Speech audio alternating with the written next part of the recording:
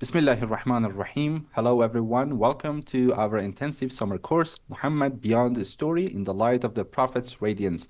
This is Ali, the humble host of the session, and welcome to the 8th session of our 14-session live course dedicated to exploring the life, legacy, and enduring impact of the Prophet Muhammad. May peace and blessings be upon him and his family. Today, this is our pleasure to welcome Dr. Mukhtar Ali. Dr. Mukhtar Ali is an associate professor of Islamic studies at the University of Illinois and the director of the World Academy. His scholarship focuses on Sufism, Islamic philosophy, ethics, Quranic studies, and theories of knowledge in Islam, with particular expertise in the thought of Ibn Arabi. He is the author of several works on Islamic metaphysics and philosophy, including Philosophical Sufism and the Horizons of Being. And the topic he will be presenting today for us is Heavenly Ascent, the Night Journey, Mi'rāj, and its Messages, a profound exploration of mystical events and their ethical implications. Inshallah, we'll be having Q&A after his presentation. This is almost the beginning of the month of Rabiul Awwal, so congratulations to the professor. And I think we are all ready to tune into your beautiful, mystical, magical topic. The room is yours. Assalamu alaikum, everyone. And thank you very much for having me. Today we will talk about the Prophet's heavenly ascent, the Mi'rāj, and some of the key takeaways of its description in the Qur'an. So the heavenly ascent, the Mi'rāj, is among the most profound events, as we know, in Islam's sacred history. Its Quranic account reveals to us the prophetic rank, the perfection of his servanthood, his ubudiyyah, and the totality of his orientation toward God. And his greatness lies not only in his reception of the Qur'an, or in his eloquence, his leadership, and moral beauty, but also in the complete concentration of his being upon God. In other words, nothing within him is dispersed by ego, caprice, distraction, or self-assertion. Hence the declaration in Surah An-Najm, مَا زَاغَ الْبَصَرُ وَمَا طَغَى. This is Surah 53, verse number 17. Which translates to, the sight neither swerved nor transgressed. His vision did not turn aside because his heart was wholly directed toward God. Nor did he exceed its proper limit because his spiritual aspiration, himma, had been perfected through servanthood and reverent adab and comportment before the divine. This unwavering orientation constitutes one of the deepest meanings of the Mi'rāj. Ascent belongs to the one whose entire being is turned towards God, without deviation and without excess. Surah An-Najm is generally classified as a Meccan surah, revealed in the period when the Prophet's message was being actively challenged by the Quraysh. Its opening verses defend the truth of revelation against accusations that the Prophet had strayed, erred, or spoken from personal desire, hawa. The surah therefore begins by establishing the Prophet's perfect guidance before turning to the questions of vision, revelation, idolatry, resurrection, and judgment, other themes found in the surah. Historically, this surah belongs to a context in which the Prophet's claim to receive revelation required vindication before an audience that knew him personally, but rejected the source of his message. And thus the phrase, your companion, sahibukum, is significant. It reminds the Quraysh that Muhammad, peace and blessings be upon him, was not an unknown figure amongst them, but one whose character they already recognized. The surah thus situates revelation within the Prophet's known integrity, while insisting that his speech comes from divine instruction and not personal desire. So in today's lecture, I will be focusing on one of the key takeaways of this surah, and particularly a few verses of the Qur'an. And we'll see how the surah intimates the prophetic character, particularly the fact that the Prophet is considered one of the ulul azm, the prophets of resolve. But I will briefly talk about the oath in the beginning. So for example, the surah begins by saying, وَالنَّجْمِ إِذَا هَوَى. And so by the star when it falls. So the meaning of star here, and najm, and when it falls, is that the star refers to Pleiades, a thuraya, when they set at dawn. And the Arabs called Pleiades the star, even though it consists of a cluster of stars or a constellation in Taurus. It is said that they comprise of 7 stars, 6 visible and 1 hidden, by means of which people test the sharpness of their eyesight. It is also said that the star refers to that by which the devils are pelted. And in another interpretation, it holds that the star, when it falls, refers to the Qur'an when it descends, since the Qur'an was revealed in successive portions, nujuman, rather than all at once. According to this interpretation, the verse means by the Qur'an as it descends portion by portion. It is also said that the verse refers to all the stars of the sky when they set. And on this interpretation, God swears by the stars. He takes an oath when they disappear. And yet another view holds that it refers to the stars when they fall on the day of resurrection.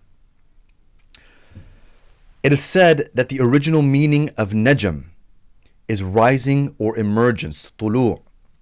So one says that a tooth emerge, najma as-sin, when a child's tooth appears. Likewise, one says that a person emerged in a certain land, meaning that he rose up or rebelled against the ruler.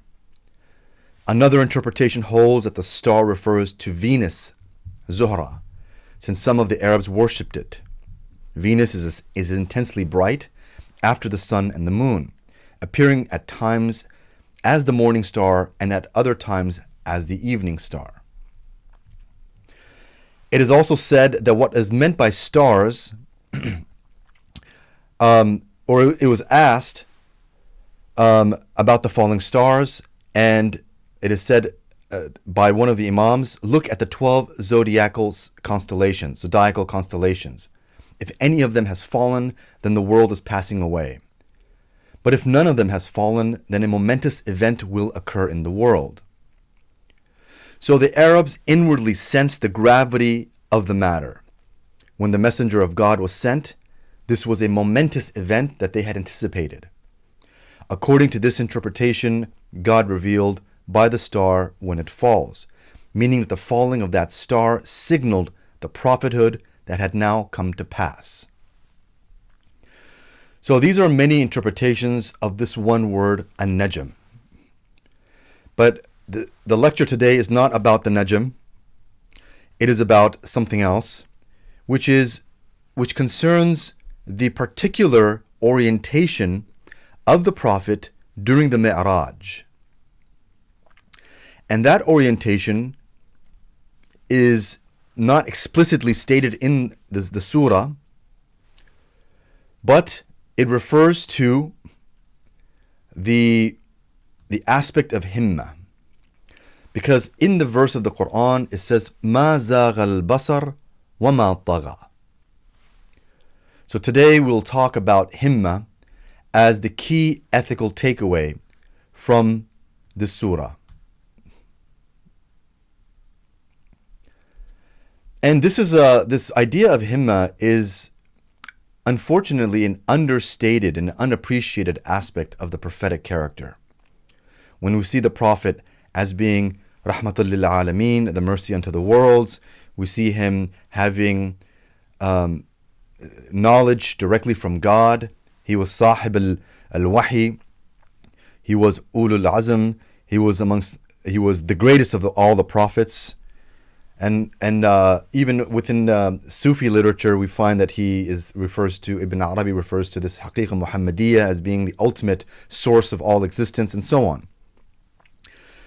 But what is underappreciated And what I'd like to point out, based on this verse of the Quran, is that the Prophet possessed great resolve. He was a very disciplined person. He was a very focused person. His whole being was focused and concentrated. And this is the meaning of himma. So linguistically, himma derives from the expression to be concerned with a thing.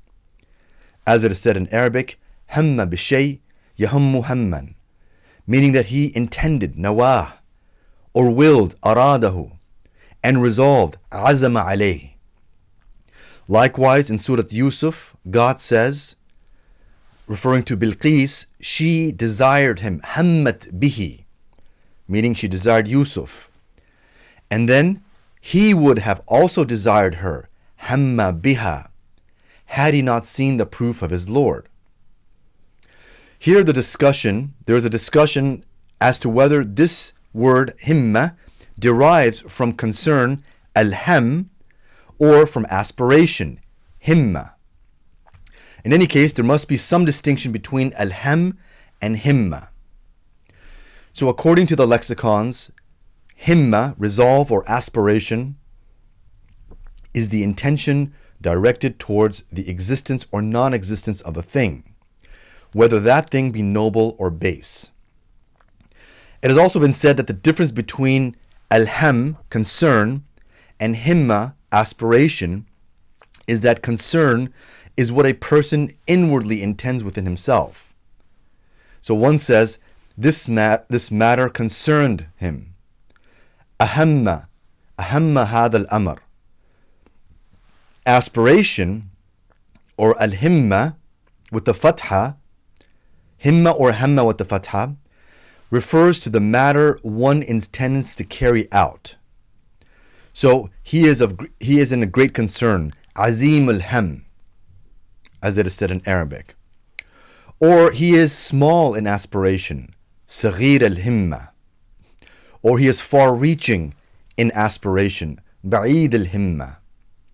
So from this usage, one also says a man or a person of great resolve, ar-rajul al-humam. Because he is great in aspiration, azim al-himma,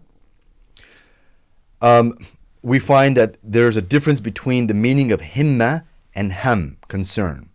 And this is according to the lexical definition of this word. But if we return back to the noble book, the Quran, we may find meanings connected with this term, as in the verse that we've quoted earlier, the sight did not swerve, nor did it transgress. This means that in the Prophet's orientation toward God, he gathered his aspiration entirely. Jama'a himmatuhu bil-kulliyya. And he did not turn toward anything other than God through swerving of sight. So he says, ma zagh al-basar. So zagh al-basar is the swerving of sight, to look somewhere else. So he was, and this is a metaphorical definition, because the events of the Mi'rāj are a spiritual orientation. It's not the physical eyesight here it's being referred to.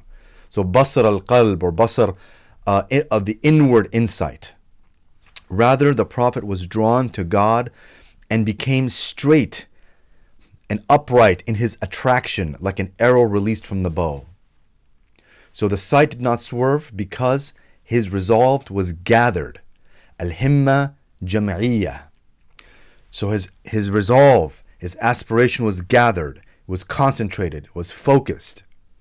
And because he turned towards God and gathered his aspiration completely, it is said, ma zagh al-basar wa ma tagha.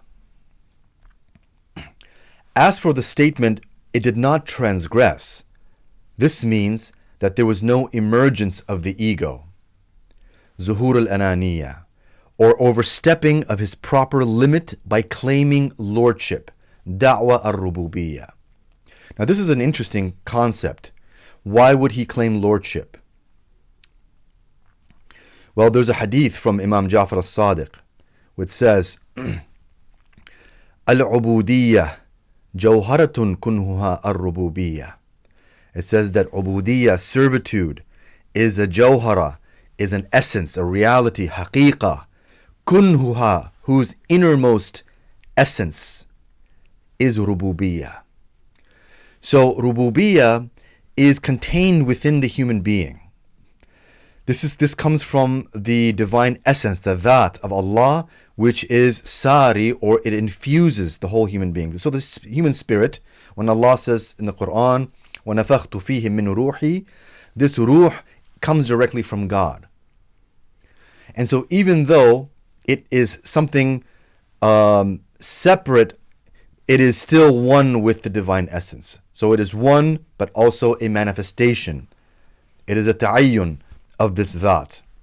So in any case, here there is an element of rububiyyah contained within the human being. But if a person claims rububiyyah, he becomes Fir'aun. Fir'aun was also a powerful character in history. Fir'aun was someone who had a deep understanding of life and wujud and whatnot. And therefore he was able to harness power. But he overstepped, he transgressed. Tagha, tughyan.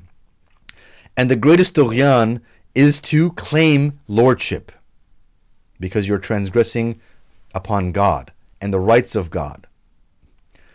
So this claim of lordship, had he done that, would also constitute a turning towards what is other than God, and would indicate crookedness, i'wijaj, or deficiency in aspiration. So this blessed verse indicates the complete gathering of aspirations. Jam' al-himam bil-kulliyah. So the one who truly turns to God must do so with gathered himma. If himma is not gathered, the limbs fail in their orientation towards God. The sight swerves, their hearing strays, and other faculties deviate. Whoever desires the path of God, that is the path of spiritual wayfaring, sayr wa suluk, must activate himma, gather their himma, and make aspiration concentrated, himma jami'iyya, and set upon the straight path. So we have different variations of this term. We have himma itself, we have jam' al-himma, gathered aspiration, and then we have himma jami'iyya. So the Arabic denotes slightly different colorations of this. So one of them is to gather one's aspiration, and I'll talk about this momentarily, the difference between gathering aspiration and concentrated aspiration. And I'm also using this term aspiration along with this word resolve to translate the word himma. Ideally, I like to stick with the term himma itself, but we also have a close translation, which is resolve. So, as for the first thing, when we gather the aspiration, this is in contrast to scattered resolve. What is scattered resolve? If the himma is scattered, the rest of the faculties scattered with it. In this sense, himma is the standard bearer of the inner army. And the standard bearer, if the standard bearer falls, the army disperses. What is the standard bearer? It's the person who carries the standard, the banner, the flag, the emblem representing the army, the ruler, the tribe, or the community. In a literal military sense, the standard bearer carries the banner into battle, because the banner marks the identity, direction, and the honor of the group. But in a broader figurative sense, the standard bearer is someone who represents and upholds the highest ideals of a tradition and movement. So if the standard bearer falls, the army disperses. The hearing, the sight, and other faculties fragment when resolve fragments. Thus, before undertaking any act of worship or deed, a person must gather their himma. It is observed among certain scholars that when they intend to pray or engage in any form of worship, they sit briefly, they reflect, and collect their himma. Only then do they rise for prayer. This discipline strengthens the heart through frequent sittings with God, by vigil in the night, by moments of inward presence during the day, and it is intensified through seclusion. This is important. Himma is intensified through seclusion. Especially at the beginning of spiritual discipline, it is considered amongst the soundest means of gathering resolve. Even in the middle and at the end of the path, the seeker requires moments of withdrawal. And in our time, we have fragmentation. Occupations multiply. Attachments proliferate. Life grows ever more complex. How can a person gather their resolve while bound by countless concerns? How can himma be unified without sitting alone before God, without reflection, without retreat, without reviving the night in remembrance? When a person frequently sits with God, reflecting and contemplating, he begins to perceive how scattered and dispersed his or her state truly is. But through conscious effort, one is able to gather this inner domain, this inner kingdom, al-mamlaka al-insaniya, and unify it. And this unification occurs through gathered resolve. As mentioned, seclusion greatly intensifies this process. And without such discipline, aspiration remains weak. Scattered living does not produce strong resolve. Therefore, it becomes obligatory for the one who seeks the path of God to activate his himma. And through these means, namely the ones that I've mentioned, foremost amongst them is seclusion and sustained remembrance.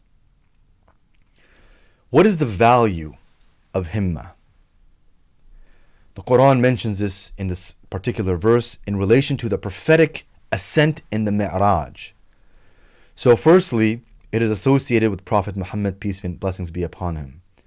It is also associated to a particular element of his life, which is the Mi'rāj, the most important dimension of his spiritual journey, which was the closest and the most proximate he ever came to God. So the Qur'ānic expression, the gaze did not swerve nor did it transgress, stands as a model of gathered inspiration. Numerous traditions, hadith, also speak of the importance of resolve.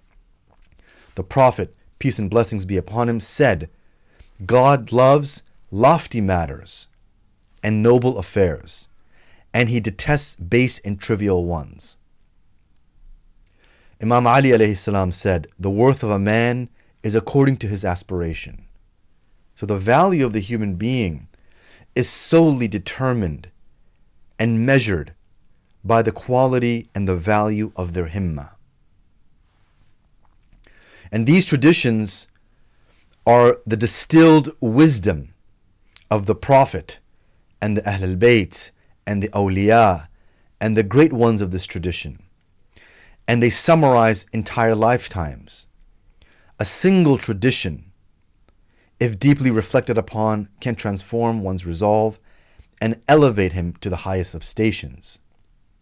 So the matter of himma is of the utmost importance. With weak resolve, one advances a little by a little. With powerful resolve, one may soar to exalted and lofty stations. And this resolve is itself a mercy and subtle grace from God. Namely, that He has created within the human being such a faculty such as himma. No one need remain deprived or wrong. You and your resolve sit before God. In other words, it is your relationship to God is in proportion to the himma you have in sitting before Him. If your resolve ascends to the highest stations, you ascend with it. If you nourish it gradually, it grows according to that nourishment. Its strength corresponds to the care and sustenance you give it. And so himma is considered to be one of the necessities of the path to God.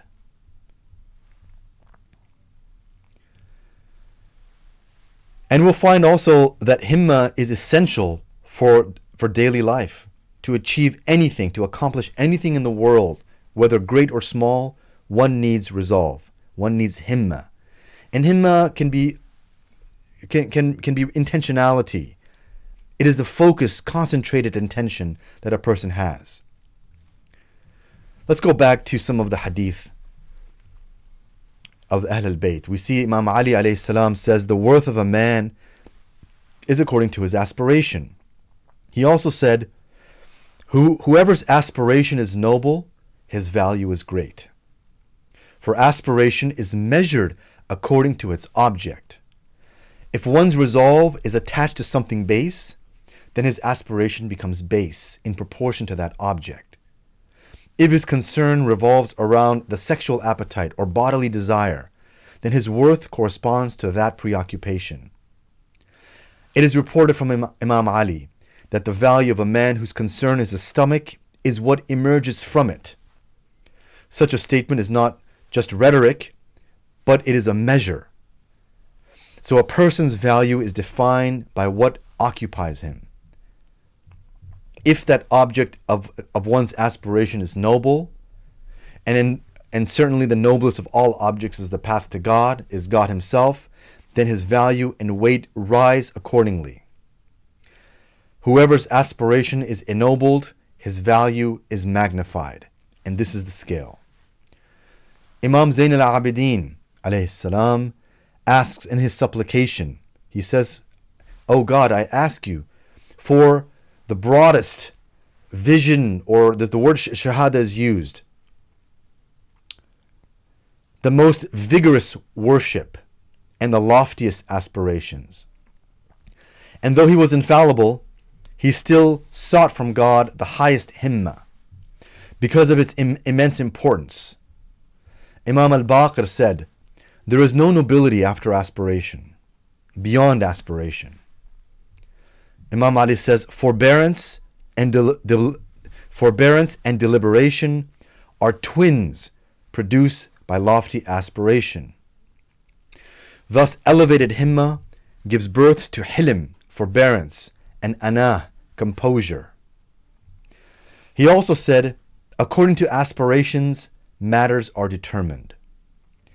And another statement he said, the courage of a person is according to his aspirations. Imam Ja'far as-Sadiq said, 3 things prevent a person from seeking high stations: low aspiration, lack of resourcefulness, and weakness of judgment. When these qualities dominate a person, little hope remains that he will ascend to higher ranks. His station remains low, confined to the animal, the sensual, and the commanding soul. And God provides for him according to his existential state. He receives sustenance proportionate to his level. If his heart remains animal-like, he receives the provision of animals. The Prophet of God, peace be upon him, said, whoever's aspiration is his food, his value is what he eats. Imam Ali again said, whoever's aspiration is what enters his stomach, his value is what exits from it. So while this may sound severe, but they are illuminating statements. So if one's being is consumed by appetite, food, drink, lust, clothing, status, leadership, worldliness, then his worth is confined to the level of those pursuits. Thus Imam Ali says, how far is goodness from one whose aspiration is his stomach and his privates? And he said, whoever's aspiration is small, his virtue is nullified. This is just a selection of the narrations which convey the gravity of the matter.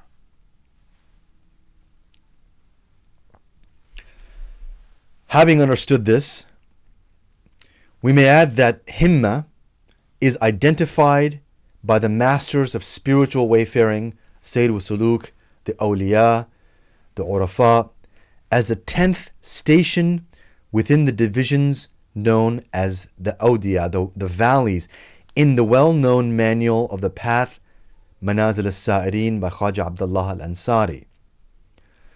So this book contains 100 stations, And each station is divided into 3 sections, 3 aspects. And the stations themselves are grouped into sections. So there are 10 sections. And amongst these sections is that of the valleys. It is called the valleys because much of the traveler's striving occurs in the valleys. And the valleys include states such as ihsan, beneficence, ilm, knowledge, hikmah, wisdom, basira, inner vision, firasa, clairvoyance or perspicacity, ta'zeem, reverence, ilham, inspiration, sakina, serenity, tuma'nina, tranquility. And the 10th among them is himma. So you see that himma is grouped together with ilm and hikmah and ihsan. These are the mainstays of the deen. These are the pillars of the path and of human life. But they also bring about spiritual elements and insights such as basira and firasa and ilham. So himma produces the states of ilham and firasa and so on. Or it is the result of these. In any case, it is tied within this constellation of attributes and aspects of Sayrul Suluk. All of them is contained in the valleys. And we said it is called valleys because the journey within is arduous. It is difficult. In valleys there are slopes, descents, hidden dangers, and places where feet slip. The intellect also has a role there, but so does the ego. Satan finds opportunity there. Deception may appear in subtle forms, and for this reason, these stations are fraught with risk and demand vigilance. Just as one traveling through physical valleys faces hazards distinct from those on open plains, so too the spiritual traveler encounters unique perils in these stages. So in technical terms, himma is also defined as the orientation of the heart. The technical terminology of tasawwuf of Irfan, it is the orientation of the heart, with all its spiritual faculties facing towards God. And the heart, as we know, is described as the Kaaba of God, the true Kaaba. It is the Arsh Allah, the Arsh ar-Rahman, the throne of God. It is the locus that can contain the heavens and the earth. Or it is the locus that can contain what the heavens and earth cannot contain. So it is the most noble element within the human being. And when this heart directs all its inward powers towards God for the attainment of perfection, whether for oneself or for others, this is called himma. In other words, it is intention, intensified and gathered, directed toward realization of divine proximity and human completion. Some of the Urafa, some of the Gnostics, such as Abdul Karim al-Jili, relate a symbolic account that when God created the lights and set them before him, each was occupied with itself, except himma. Himma alone was occupied with God. It is said that God then declared, "By my might and majesty I shall make you the loftiest of lights, and none of my creation shall attain you except the noble amongst the righteous." Now, whether this account arose from an unveiling from a mukashafa or this is a symbolic teaching, its meaning is clear. And that is that himma is a rare jewel granted only to the elect amongst the servants. Himma and great himma is a divine blessing in itself. While it must be cultivated, it is also something that is given by God or granted by God. And this treasure God placed within the human being, and through it he may ascend. In other words, God endowed the human being with this power to ascend, this power to draw near, And without it, the human being remains confined. So aspiration or himma is considered the mount of the traveler, the vehicle of the traveler. If it is directed towards God and nourished properly, it carries the seeker to exalted stations. Yet if it is neglected or attached to base matters, it drags him downward. So the entire matter, the entire value of the human being, humanity, hinges upon what one makes the object of his aspiration, of his himma. And according to that object, his value, rank, and destiny are determined. And thus, when a person finds within himself lofty aspiration, he should know that this is a grace from God. God has honored him. But if he finds within himself lethargy, delay, weakness, and indifference, then he must turn intensely to God and ask to be delivered from this state. Unless aspiration or himma becomes strong and firmly rooted in the heart, one cannot truly journey, nor can one genuinely seek any noble goal. Every aim becomes diluted, trivial, or base, and most pursuits become distractions and trifles.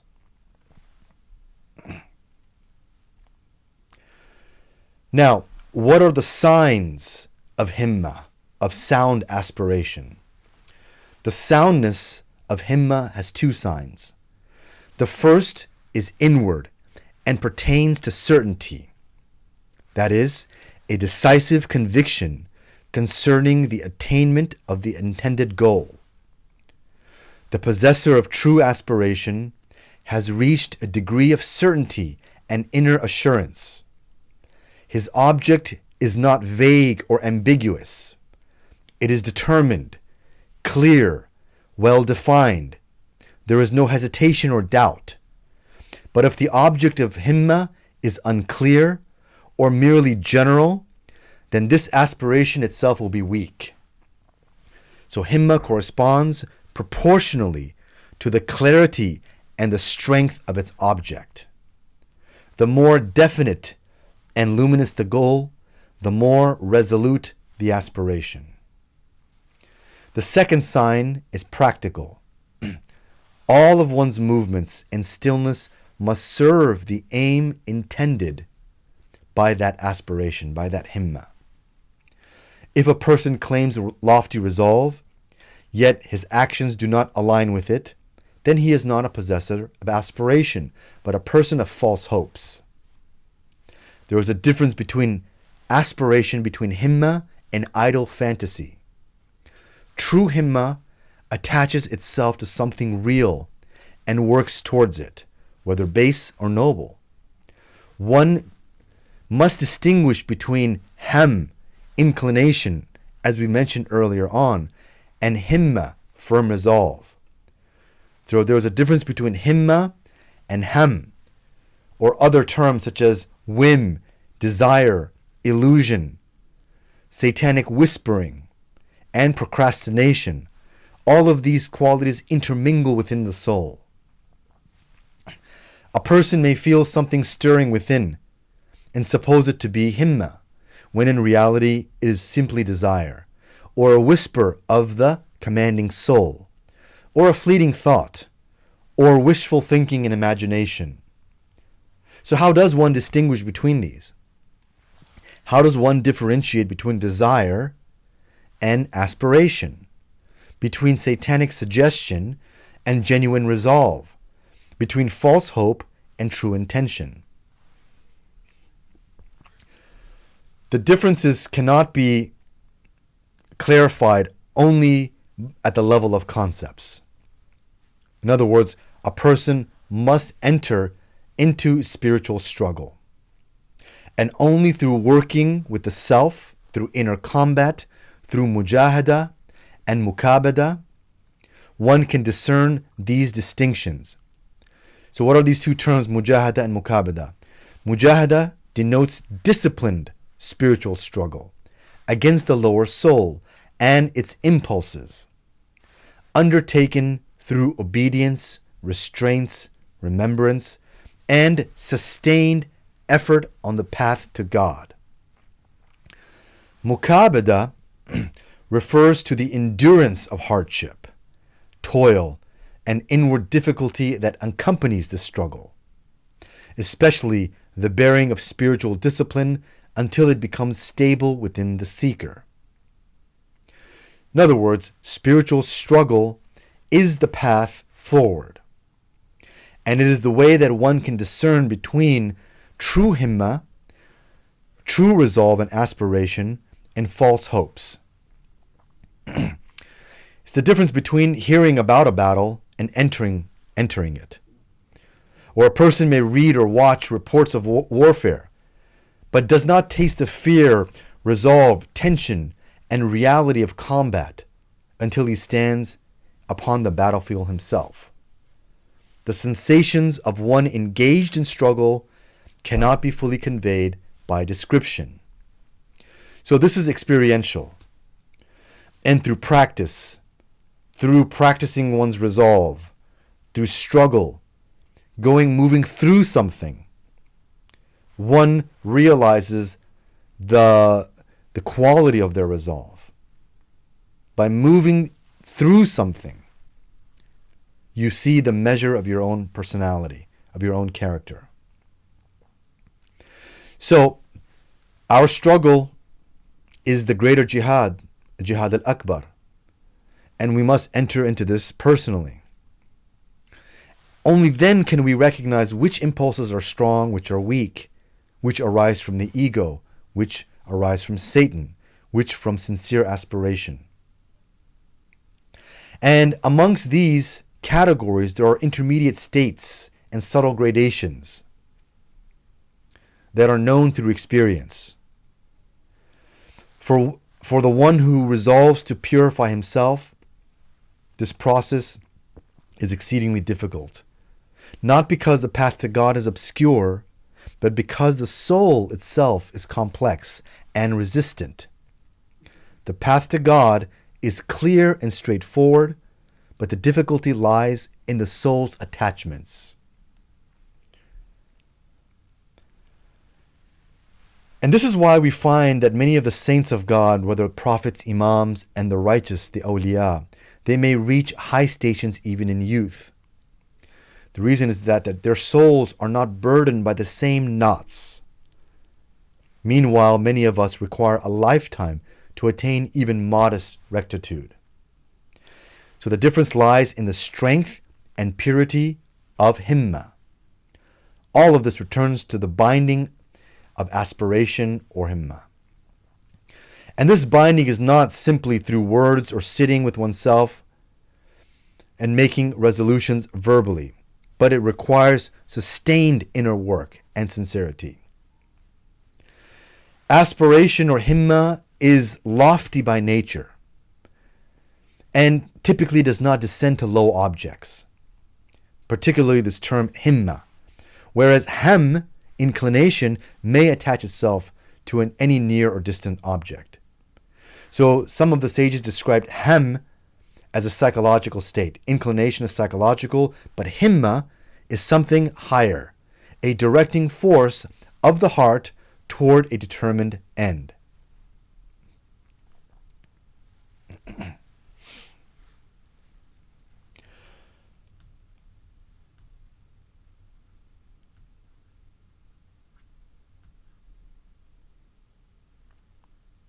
A few other things about himma, and then we'll break and we'll break into a discussion. So, in Ansari's chapter, which I urge you to refer to and read, there are several degrees, and I want to, in the interest of time, I want to talk about some of the key takeaways from that chapter.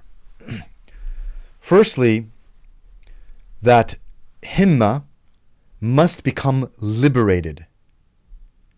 So, cultivating aspiration means liberating it from the shackles of servitude to the world, to the ego, and Satan. And only then it becomes a vehicle of ascent. So we said that himma is cultivated through seclusion, through contemplation, through concentration, but it also is cultivated through liberating it from the shackles of servitude. But the terminology should not distract us, whether one calls it irfan, gnosis, the reality is the same. Every human being desires at some level a connection with God, a connection with the divine, the true reality. And not all paths are identical for all people. Some people suffice with outward observances according to their existential capacity, while others seek deeper contemplation. What enables this turning in every case is lofty himma. When himma is present, one can enter the stations and traverse the levels, and without it, everything remains theoretical. An aspiration or himma varies from person to person, and according to its object. It is also influenced by time, place, and circumstance. So one may possess strong resolve in one matter and weakness in another. But the principle remains the same. What is noble requires strong himma, and what is base diminishes it. Another takeaway from Ansari's chapter is that aspiration fluctuates. You'll find that during a lesson or a sermon, a person may feel strong resolve. Yet once outside, worldly attachments disperse it. So this type of resolve is a passing state, not a settled station. So this resolve requires cultivation. And thus one must sit with oneself before God, reflect, deliberate, and strengthen resolve in himma through contemplation and supplication. Then after turning to God in prayer, one should engage in self-examination, clarifying the object of aspiration and committing to act accordingly. So this aspiration and this himma demands vigilance and inner companionship. The possessor of true himma quickly becomes amongst the lovers of God, because aspiration is the path that leads to God. And so they advance towards completion. But some who enter the path fail to liberate their aspiration from the bondage of the world and ego. And they may receive programs, advice, teachings. They may sit with shuyukh and urafa and scholars. But without freeing their inner resolve, all of this bears little fruit. As long as himma remains weak, one cannot benefit fully from spiritual discourse, whether theoretical or practical. And this principle applies even to intellectual study. Without serious resolve, knowledge does not penetrate deeply. So the matter of himma stands at the center of all progress. Without its liberation and strengthening, neither spiritual discipline nor intellectual pursuit achieves its intended aim. Another aspect that the author of Manazil talks about in this book is that aspiration or himma purifies the heart from the turbidity of lethargy. So the only cure to laziness is resolve. That is, from laziness, procrastination, negligence, and excuses. When one becomes preoccupied with secondary causes and rationalizations, one grows sluggish and delayed. Such impediments become veils between the seeker and his goal. And all of these are impurities that cloud the heart and obstruct earnest striving. Vigor in seeking clarifies the heart, whereas indolence darkens it. So the first degree of himma consists of a detachment from the perishing, an attachment to the enduring, and purification from indolence or laziness.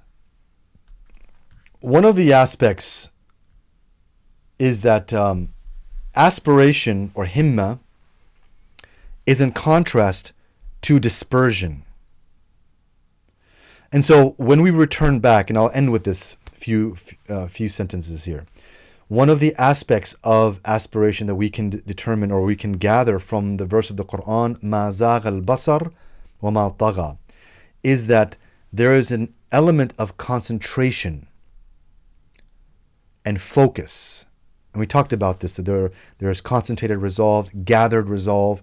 So all of these ideas are connected, are tied together.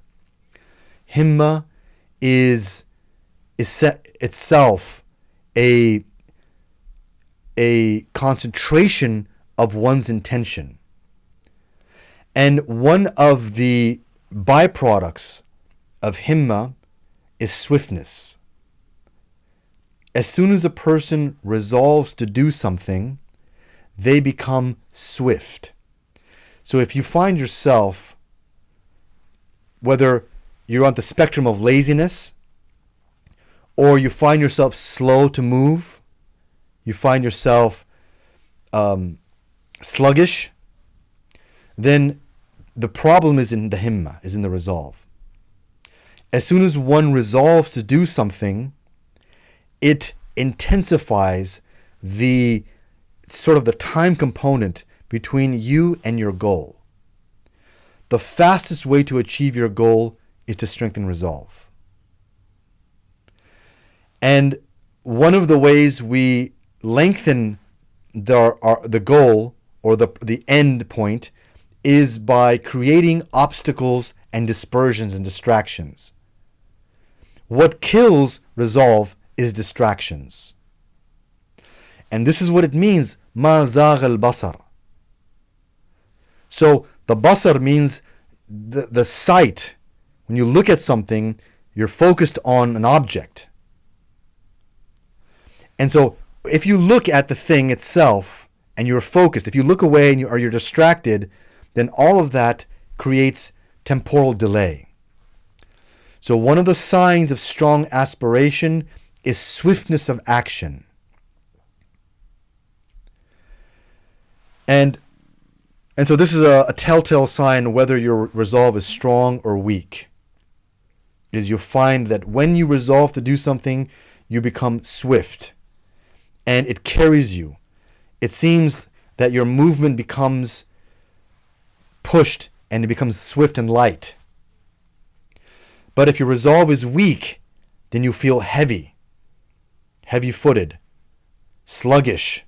You're dragging your feet. You can't seem to achieve your goal. And this causes procrastination and delay and so on. So these are some of the signs of aspiration. But in summary of today's lecture, I wanted to go back to our verse of the Quran, which indicates the prophetic resolve. And that prophetic resolve is the telltale, the landmark sign of the Prophet's character, which he displayed in the Mi'rāj. In other words, the Mi'rāj is because of his resolve. And the Mi'rāj, through the resolve, he attained the Mi'rāj, the Ascent.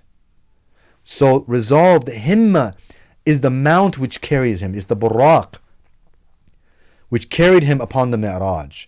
We talk about this wing, this creature, buraq. The buraq is himma. The very thing that carried him on the Mi'rāj was his resolve, his single-mindedness, his focus. So keep on mind these couple things. Himma is intimately connected to concentration and focus. It's intentionality, but not any kind of intentionality. Intentionality with purpose, with clarity of purpose, with single-mindedness, which calls to action. And this is what's being said in this one verse of the Quran. What a lesson in this small, subtle, mystical verse. مَا زَاغَ الْبَصَرُ وَمَا طَغَى.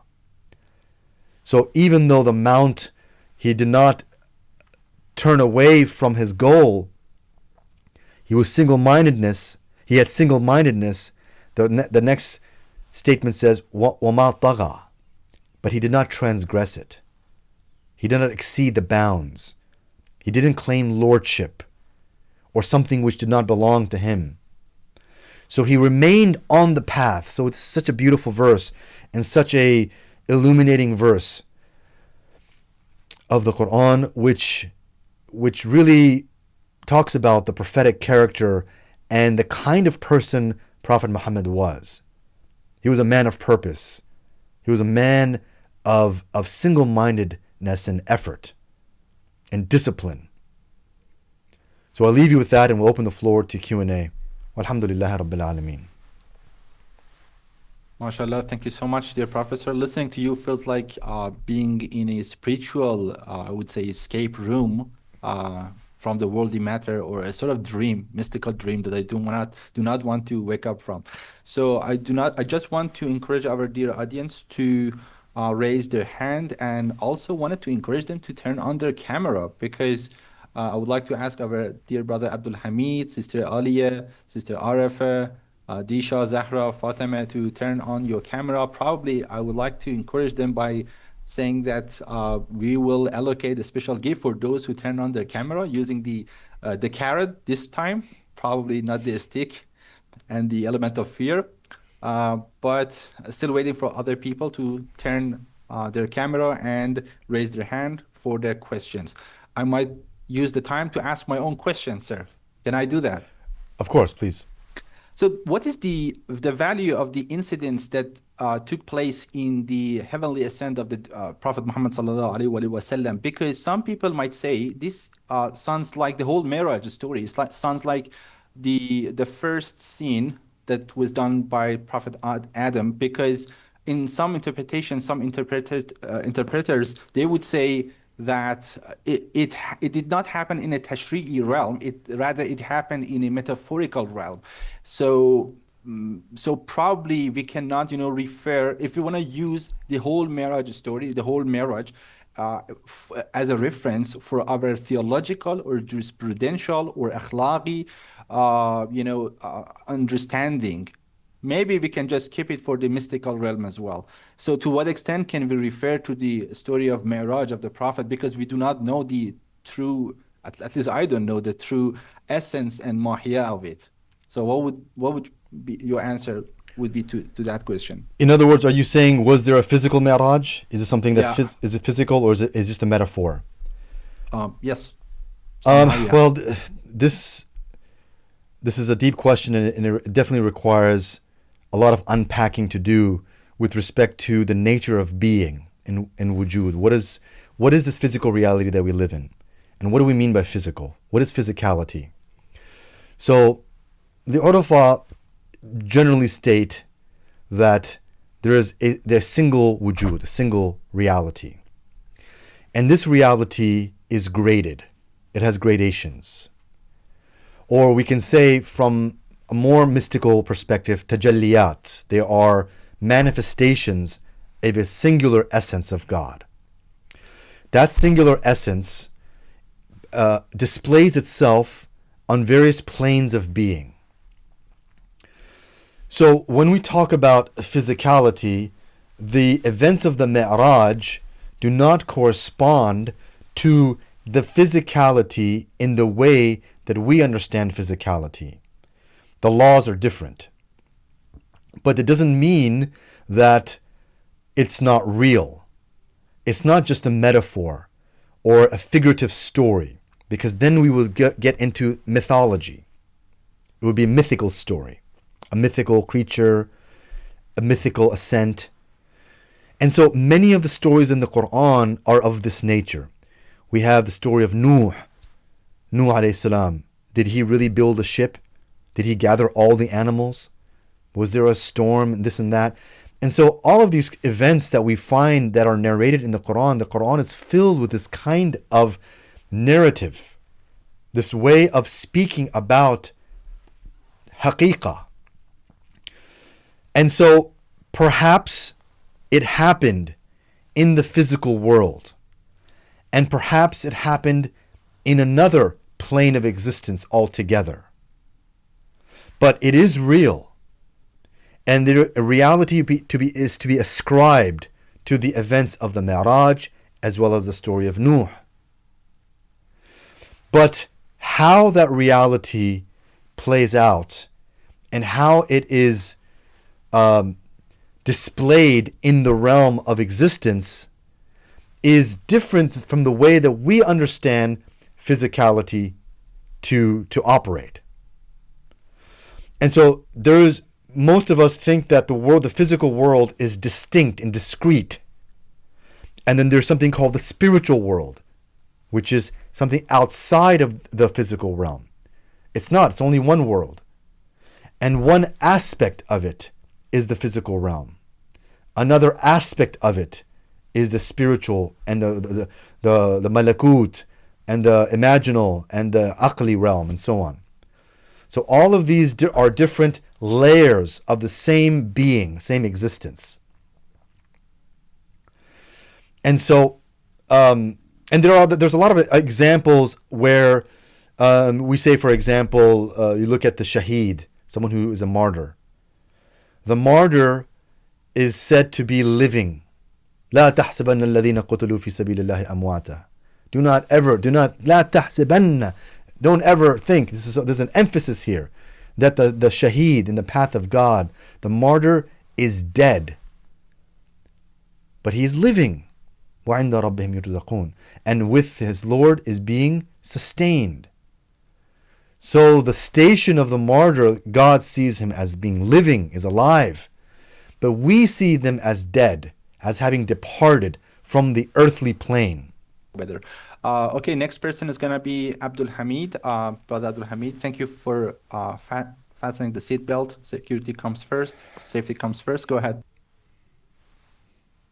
Assalamu alaikum wa rahmatullahi wa barakatuhu, Professor. Alaikum assalam wa rahmatullahi I was just telling my wife, this is a majestic lecture. You have to listen to it. I look forward to sharing it with her. I thank you very much for your presentation. Pleasure. And I thank you very much for your clarification to the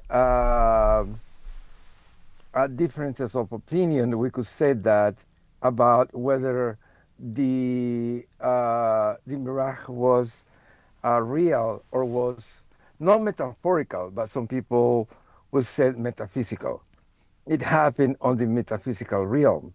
And I think that is a point of Imam in there, in which to believe that this didn't happen, particularly, I've been to Al-Aqsa Masjid and I have touched the rock from which, the Prophet ﷺ departed.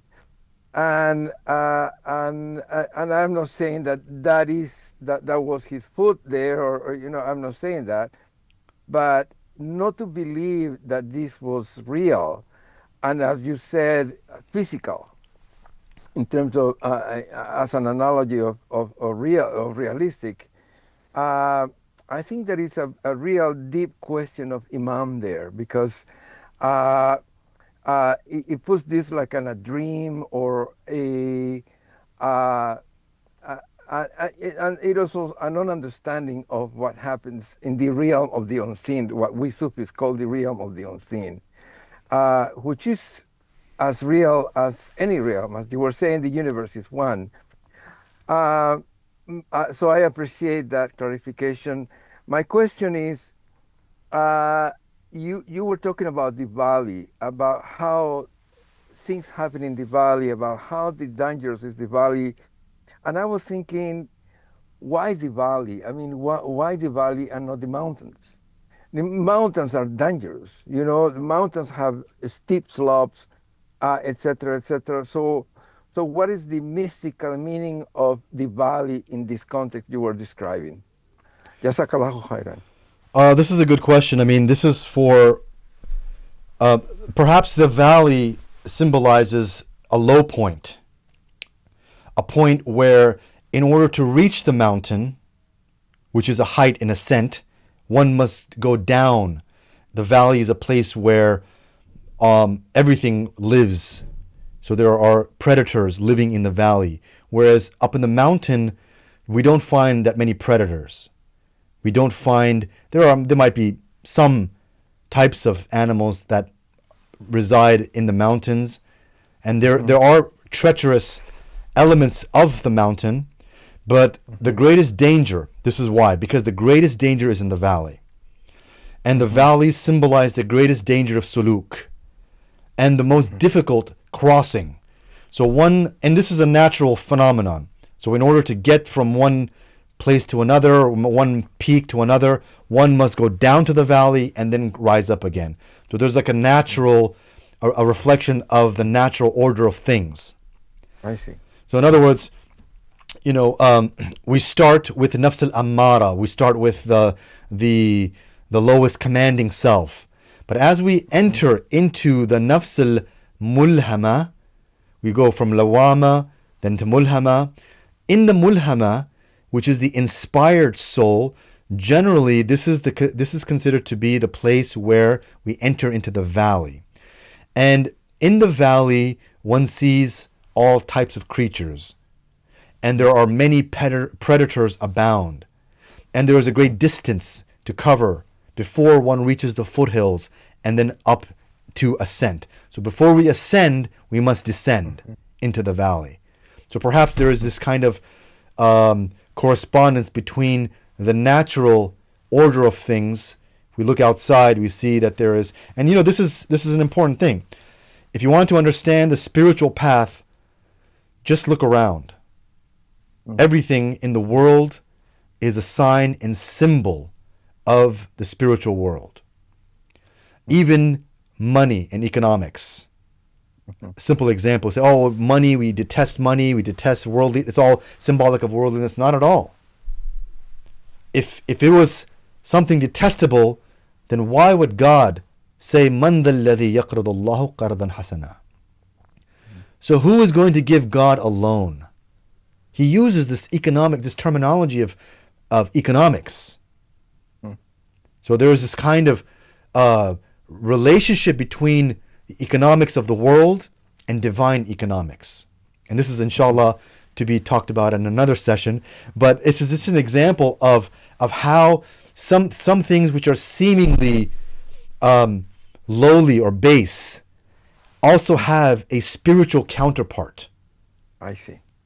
So there's a counterpart in nature, and that's where it comes from. Jazakallahu khairan. Yes. Thank you so much. Thank you. Sister Shasta Ali, you're next. Please keep it short. Assalamu alaikum. Thank you so much for the beautiful lecture. I find it really interesting, but I'm going to ask a question about himma. Just wanted to understand what would your opinion would be about it, and how we can go about it. Right, there is a bit of a circularity here. Yeah. Yeah, I understand that. In general, you need himma to move. And through movement, the movement develops your himma.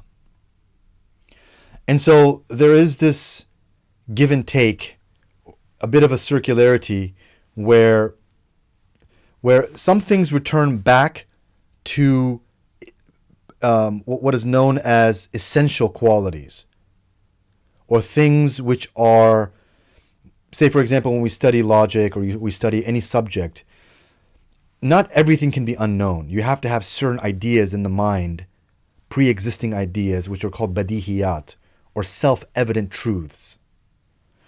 So all knowledge relies upon certain self-evident truths. Just for example, the notion of truth itself. Something is true and something is false. If you always keep on saying, well, how do we know it's true? I mean, there's a presupposition there. You have to make some assumptions. And some of those assumptions are what is known as awwaliyat or badihiyat in philosophy and logic. And these are self-evident. Say, for example, the whole is greater than the sum of its parts. Or two contradictory things, something cannot be and not be at the same time. Anyway, those are terms that are used in logic. So what I'm trying to say is that himma is one of those elements which is so essential to the human condition that there is no starting point beyond it. It goes back to itself. What you can do is you can refine it and you can cultivate it. So yes, do you need himma to have himma? Yes. You need himma to cultivate himma. Why? Because himma is a starting point. And there is nothing beyond it. This is a hadith from Imam Baqir alayhi salam. Aspiration is one of those things, there's nothing beyond it. So it is the base level of operation of the human constitution. The very fact that when God created the human being, what he gave the human being was aql, intelligence, and irada. So irada is fundamental in wujud, not just of insan, but everything, even the animals. So it is an intrinsic quality of the soul. So to cultivate himma, you need himma. So you go back to that essential spark of himma. So at first it's a spark, but you want a fire, you want a blaze, you want it to be something great. But you got to go back to the spark. And so that initial himma is a spark. And it is foundational. And there's nothing beyond it. And so certain things go back to these awwaliyat, or these essentials. And then you cultivate it and then it grows. And there are many things, like even language, for example. Language is a gift from God. So you acquire, where did you acquire the ability to speak a language? It's not through grammar or the learning of language. It was an intrinsic quality of the soul. It acquired it. It was something God-given. And on that basis, you were able to learn language. So you had the structures of language predisposed in the fitrah, in your innate constitution, and that is the thing you used to develop language. And you went from, speaking like a 2-year-old to kindergarten and then beyond. And then you kept on developing your language skills. But you needed a framework, a structure, a pre-built disposition. And that is language, and that is himma as well. So it is a framework which is pre-built within the human being. And so that's why it's so important to go back to cultivating through contemplation of self. The starting point is contemplation. Thank you so much, dear Professor. So Yeah. do we have time for one or two questions? Sure. Okay, please, Sister Alia, you're next. The common answer is, oh, I don't know.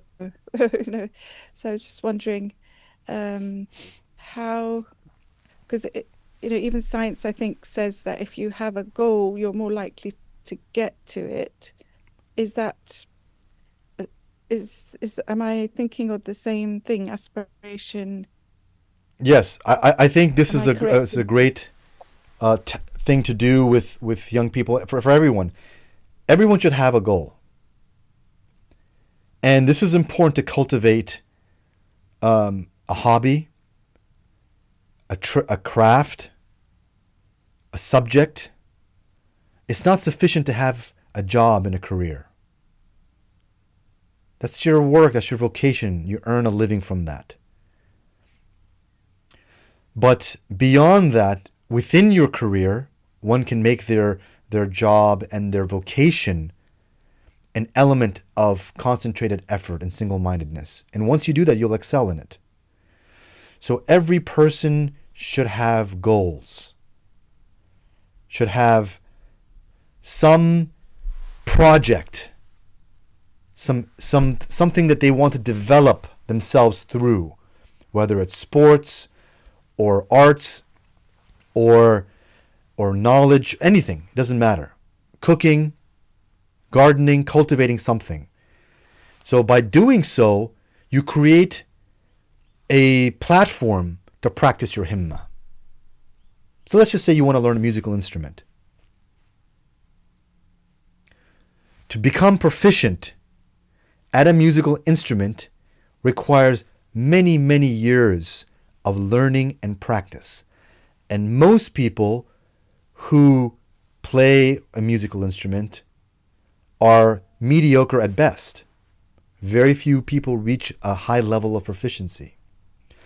And when you see that kind of proficiency in an artist, or you go to a sports event and you see an athlete perform in the way they do, why is it so mesmerizing?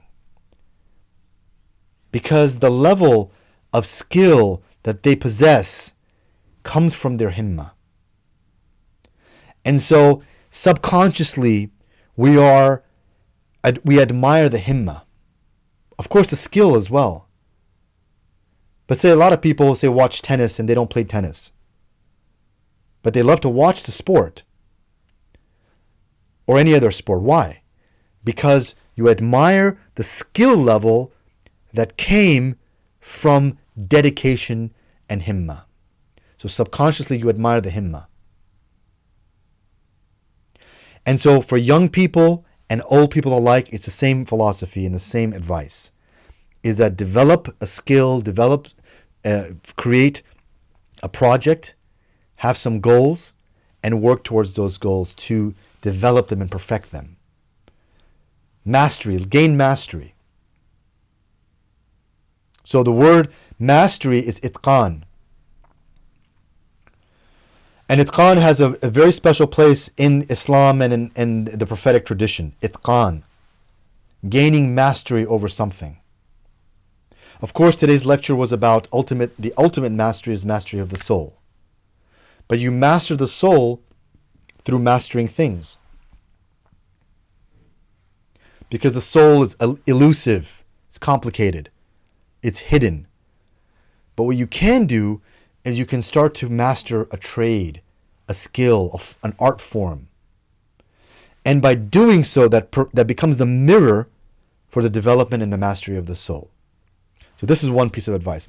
And I'll end with this last thing. And the second thing is, in order to develop this goal and progress towards mastery, one must not be distracted.